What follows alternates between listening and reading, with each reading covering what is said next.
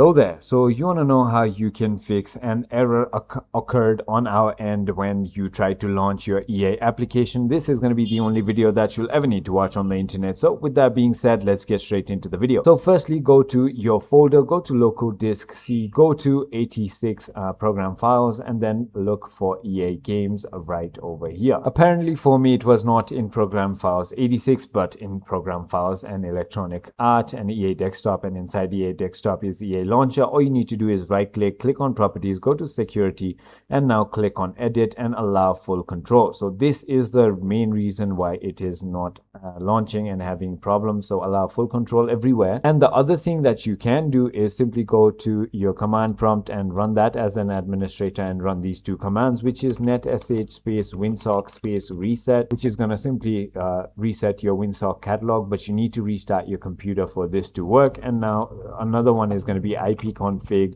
space / flush DNS, just like that. And there you go. I hope this video was helpful to you. If it was, hit that like button and I'll see you on the next one.